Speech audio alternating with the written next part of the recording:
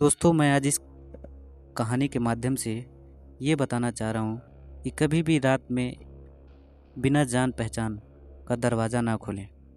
एक बार की बात है, विनय एक बीमा कंपनी में काम करते थे। उनकी कंपनी उनको एक जगह से दूसरी जगह ग्राहक से मिलने के लिए भेजा करती थी, जिसके कारण वे अपना घर एक ठिकाने पर नहीं रख सकते थे। इस बार उनको नेपाल के एक छोटे से पहाड़ी इलाके में जाना था, करीब 1 महीना के लिए। इसके लिए एक बार उन्होंने अपनी पत्नी को भी साथ ले लिया। परिवार में सिर्फ वो और उनकी पत्नी रहती थी। विनय और उसकी पत्नी दोनों नेपाल के लिए निकल पड़े। वैसे भी ठंड का मौसम था और नेपाल में ऊपर से बहुत ही तेज़ बर्फ़ पड़ रही थी। वे लोग अपने घर पहुंच चुके थे। अपने घर तक पहुंचने के लिए उनको बहुत संघर्ष करना पड़ा, क्योंकि घर छोटे से गांव में एक पहाड़ी इलाके में था, जिसकी वजह से दोनों बहुत थक चुके थे। रात के 12:30 बजे चुके थे। जहां वे रहा रहते थे वहां एक दूसरे घर से बहुत दूर रहते थे। बाहर जोरों से ठंडी हवा और बर्फ़ गिर रही थी। दोनों अपने रज़ाई में दुबक कर आराम ही कर रहे थे कि अचानक उनको लगा कि किसी ने उनके घर का दरवाज़ा खटखटाया है। फिर उन्होंने सोचा कि क्या पता तेज़ हवा चलने की वजह से ऐसा जो हो रहा है, इसीलिए उन्होंने सबको अनदेखा कर कर सो गए। अगली सुबह विनय जिस काम के लिए आया था उसके लिए वह निकल पड़ा। उसकी पत्नी घर में अकेली ही थी। उसको समझ नहीं आ रहा था कि वह घर में बैठे वक्त कैसे बिताएं। उसने सोचा कि चलो क्यों ना बाहर जाकर ये कुछ देख लिया जाए। बाहर ठंड तो बहुत तेज़ थी और हवा भी चल रही थी। इसीलिए उसने अपना स्वेटर पहना और बाहर निकलने का तैयार हो गई। जैसे ही उसने अपना एक घर का दरवाज़ा खोला, वैसे ही देखती है कि घर के पास बने एक खंबे के पीछे एक छोटा सा बच्चा खड़ा है, जो उसको चुपके चुपके देख रहा है। विनय की पत्नी ने उसको अपने ओर बुलाया, पर वो नहीं आया और वह वहाँ से भाग गया। अगले दिन भी कुछ ऐसा ही हुआ। वह लड़का उसको फिर से घूर देख रहा था। इस बार उसकी पत्नी ने उस बच्चे को पकड़ लिया और पूछा कि तुम ये यहाँ क्या कर रहे हो। उस बच्चे ने कुछ नहीं बोला और ना ही कुछ बताया। विनय की पत्नी ने उससे उसके घर के बारे में पूछा, तब भी वह कुछ नहीं बोला। आखिर में उसका नाम पूछने पर उसने अपने धीमे सी आवाज़ में अपना नाम सूर्य बताया और फिर वहाँ से भाग गया।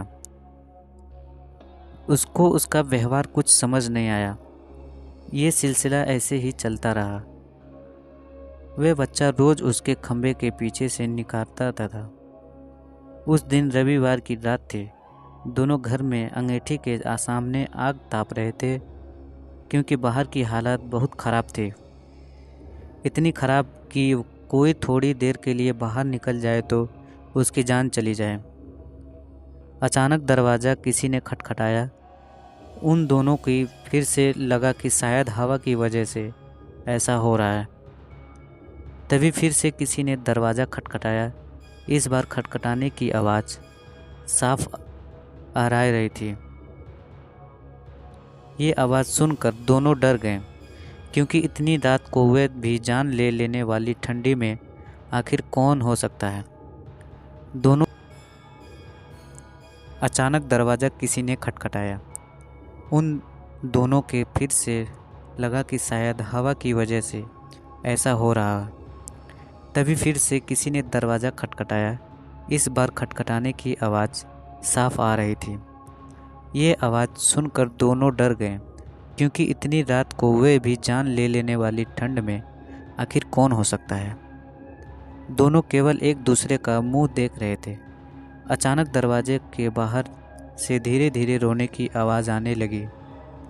तभी विनय ने जोर से आवाज़ में बोला, कौन है बाहर? कुछ देर तक आवाज़ तो नहीं आई, पर बाद में एक धीमी सी आवाज़ आई, दरवाज़ा खोलो, कृपया करके दरवाज़ा खोलो, बहुत ठंड है बाहर। ये आवाज़ किसी छोटे बच्चे से आ रही थी। तभी विनय की पत्नी को ये आवाज़ जानी पहचानी लगी। उसने कहा कि ये तो वही बच्चे हैं की आवाज़ लगती है जो रोज़ घर के बाहर खड़ा रहता था। विनय की पत्नी ने कहा कि हमें उसे अंदर लाना चाहिए।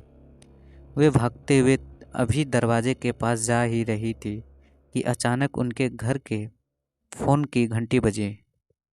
फ़ोन एक पड़ोस में रहने वाली औरत का था, जिससे आज ही विनय की पत्नी मिलकर आई थी। विनय की पत्नी ने फ़ोन उठाया। वहाँ से उस औरत की आवाज़ आई, हेलो जी, मैं आपको बताना भूल गई थी कि अगर आपके घर के बाहर कोई भी दरवाज़ा खटखटाए तो उसको मत खोलना। विनय की पत्नी ने कहा कि अभी मेरे घर से बाहर एक बच्चे की आवाज़ आ रही है जो दरवाज़ा खोलने की कह रहा है। तभी उस औरत ने कहा कि नहीं, आप बिल्कुल मत खोलना, वह असल में एक आत्मा है। यहाँ जब जब तेज़ आंधी और ठंड पड़ती है, वह तब तब सबके घर के बाहर जाता है और दरवाज़ा खोलने को कहता है। वह ठंड का बहाना बनाता है और दरवाज़ा खुलवाने की कोशिश करता है। अगर कोई गलती से भी दरवाज़ा खोल देता है तो वे अगले दिन बर्फ़ में दबा हुआ मिलता है। ये सुनते ही जैसे उनके पैरों से ज़मीन ही खिसक गई। वे सोचने लगी कि जो बाहर दरवाज़ा खटखटा रहा है वह असल में एक आत्मा है। उन्होंने दरवाज़ा नहीं खोला। अगले दिन ही वे दोनों भागकर पड़ोस के पास गए और पूरे मामले के बारे में पूछा। उस औरत ने बताया कि इस गांव में एक परिवार रहता था। पहाड़ टूटने की वजह से उस परिवार का विनाश हो गया। बस एक बच्चा बच गया। वह दूसरों के घर जाकर खाना मांगता था। एक दिन बहुत ज़ोरों से बर्फ़ की आंधी पड़ रही थी। वे दूसरे के घर के बाहर दरवाज़ा खटखटाकर घर के अंदर आने को गुहार लगा रहा था, पर किसी ने भी उसकी गुहार नहीं सुनी। ठंड की वजह से सब अपने घरों में दुबक हुए थे। कल सुबह होने पर उस बच्चे की लाश बर्फ़ में अकड़ी हुई मिली। आज भी कभी भी जोरों से बर्फ़ की आंधी आती है तो उसकी आत्मा सबके घर के पास आती है और गुहार लगाती है। ये सब सुनकर दोनों हैरान रह गए। लेकिन वह वहाँ एक महीने जब तक रहे तब तक 3 से 4 बार उनके साथ ऐसा ही हुआ। लेकिन विनय का काम खत्म हो जाने पर वे वहाँ से चले गए। पर विनय की पत्नी में दिमाग में एक रहस्य हमेशा बन रहा कि उस घटना के बाद जो बच्चा उसे रोज़ घर के बाहर दिखता था तो वह कभी नहीं दिखा